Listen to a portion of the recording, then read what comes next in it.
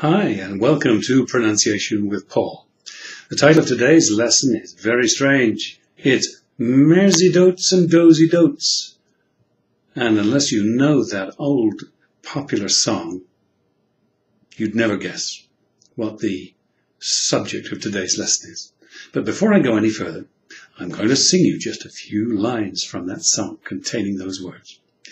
Mairzy doats and dozy doats and little lambs eat ivy, a kid'll eat ivy too, wouldn't you? Mairzy doats and dozy doats and little lambs eat ivy, a kid'll eat ivy too, wouldn't you? I think that's the first time I've sung to you in my lessons here. So there's a first. So what are we about today? Well, the subject of today's lesson is two terms that may or may not mean anything to you. One is legato, and the other is staccato. And those are two terms that mean the opposite from each other. Legato means fluidly joined. So if I were playing a flute, legato, it'll be dee-dee-dee-dee-dee, dee-dee-dee-dee-dee. If I was playing that same little phrase, staccato, would be dee-dee-dee-dee-dee-dee-dee-dee, dee-dee-dee-dee-dee-dee-dee. And in speech, of course, it refers to the way we join words together. Most of my lessons are about how to pronounce individual words, individual sounds in words. But today I'm going to be speaking about the way those words are joined together. Now, if you listen to me, you'll appreciate that there are no gaps between my words. My words are fluidly joined to each other. And isn't it a miracle that we know where the word boundaries are?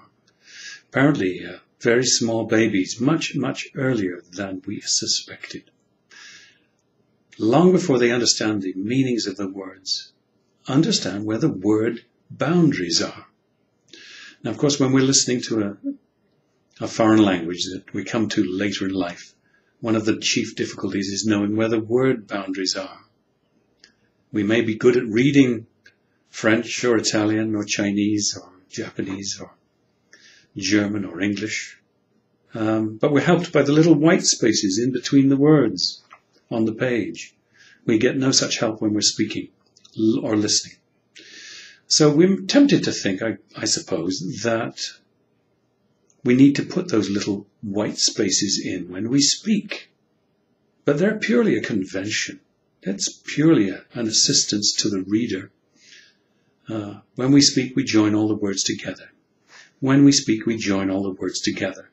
When we speak, we join all the words together. You can hear that I'm doing that now.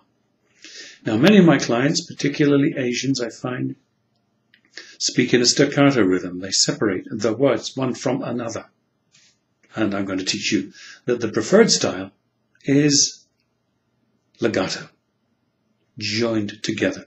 So going back to my song, why did I sing Mairzy doats and dozy doats? Well, it's all about the way you could misinterpret the word boundaries with that style. So now on your screen, you're going to see the English translation, the proper spelling. So it's really mares eat oats and does eat oats, and little lambs eat ivy. A kid'll eat ivy too, wouldn't you? So there may be some new vocabulary there for you, so let me unpack that. A mare is a mother horse. Mares, mother horses. Does, that's mother deer, D-O-E-S. Does. Lambs, of course, you know what little lambs are. And a kid is a baby goat. So a kid'll eat ivy, a kid will eat ivy. A kid'll eat ivy, a kid'll eat ivy. So if you didn't know any English, it would just be a hopeless jumble of words to you. A word about the staccato style that I hear a lot of my Asian students speak. They separate the words one from another. And if you are a member of the Speak English group, where I often give feedback on people's submitted word recordings, sound recordings, you'll know that my frequent advice to people submitting sound recordings is join the words together fluidly. Legato, legato, please. But when you do a glottal stop, when you do staccato, you actually introduce a consonant called a glottal stop. So if I say, Mairzy eat oats and Dozy eat oats, to separate the words and put that little bit of white space between the words, then I'm using the glottal stop.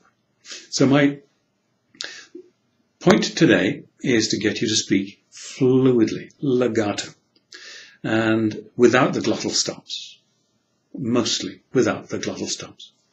So I have some sentences here up on my screen. And you'll notice, as I flash up the first one, that all the words begin with vowels. And that's the place where you can really get staccato if you're not careful. And it might come out, all actors eat oranges if available. All actors eat oranges if available. Instead of what we really need, all actors eat oranges if available. All actors eat oranges if available. It's as if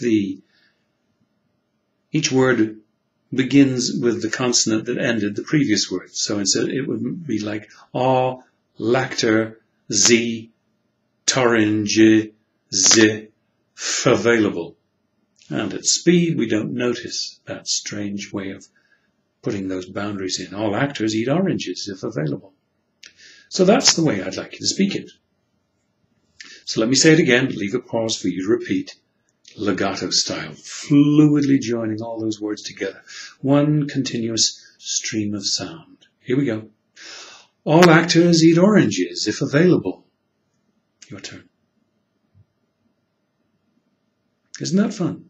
And the ear really appreciates that. We love to hear, particularly English speakers are attracted to a legato style of speech. Here's the second sentence. Instead of, I always eat apples at 8, we want, I always eat apples at 8. I always eat apples at 8. Your turn. And here's the third sentence. Instead of, every honest attorney acts effectively, we want, every honest attorney acts effectively. Every honest attorney acts effectively. Your turn. Well done. And the last one. Instead of awkward Alan upsets our Aunt Iris, we want awkward Alan upsets our Aunt Iris. Awkward Alan upsets our Aunt Iris. Aunt Iris, Aunt Iris. Awkward Alan upsets our Aunt Iris. Your turn.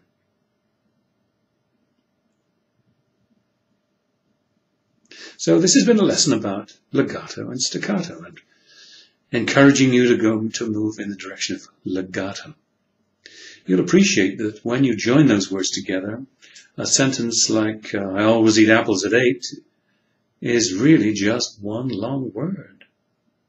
It's as if, that's the way we process language. We don't process individual words, we process whole phrases. And so it's, even though there are no word boundaries audible, the listener understands where those word boundaries are and makes sense out of those whole phrases. So please, as you continue practicing your reading aloud, practicing your speaking, practicing your conversation, fluid, legato, join all the words together. So now I've got two other stages of this lesson for you, a blog and a little quiz. So again, it's been a pleasure being with you. Have fun. See you later. Bye-bye.